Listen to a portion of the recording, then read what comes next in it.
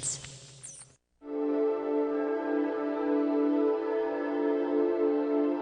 There's no better place to feel welcome than in one of the South's historic mansion hotels. But at one particular hotel, don't be surprised if you run into an unexpected guest. Over 100 years ago, in Charleston, South Carolina, this mansion was home to a 12-year-old girl and her family. Her name was Sarah. Today, Sarah's house is home to the Rutledge Victorian Guest House. But some say Sarah still lives here, playing games with the guests' minds. Lights that flicker on and off. Could it really be the ghost of a 12-year-old girl? Of course, it could also be bad wiring, or a trick of the wind. But many people say the explanation is simply Sarah. It all goes back to one terrible night. Sarah was in her bedroom on the top floor of the house. She had just fallen asleep when tragedy struck. The young girl was hopelessly trapped.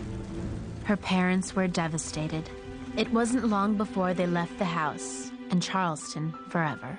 For nearly 80 years, the burned-out mansion remained empty, a creepy reminder of that tragic night.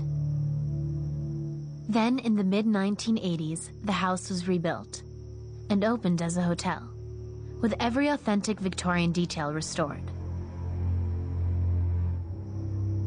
But as historian Ed Grimble tells us, for a couple who stayed in Sarah's old room, the experience was a little too authentic. The wife was sleeping, and the pillow was under her head, and all of a sudden, the pillow was pulled out from under her.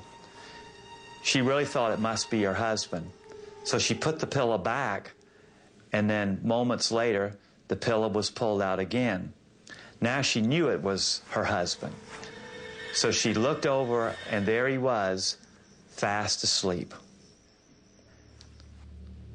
Who pulled that pillow? Was it Sarah, or just one of those dreams that feels so real? There are other guests who claim that as they climbed the stairs to Sarah's old bedroom, a little girl would appear, staring down at them through a window at the top of the stairs. But most disturbing of all are the reports of an unmistakable odor that sometimes fills the air, a smell that leaves no doubt in Martha Jenkins' mind. Sarah's here. You can smell her coming because her clothes still smell like the smoke, so you know that Sarah is there. And in the last few years, the claims have gotten stranger. They say Sarah's gotten more daring. Now she sometimes plays her pranks outside of her room, in broad daylight.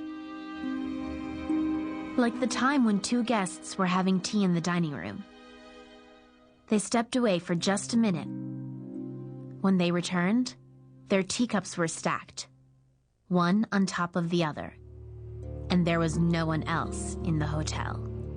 Was this Sarah's strange new way of having a tea party? Or was it really just a busboy with a wicked sense of humor? Whatever it was, those two guests checked out the next day, never to return. Sarah had her house back, at least for a little while, and as new guests arrive, we can only guess what the little girl in the attic has in store for them.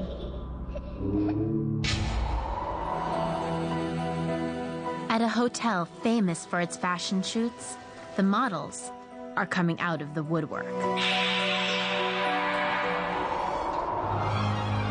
Next on Truth or Scare.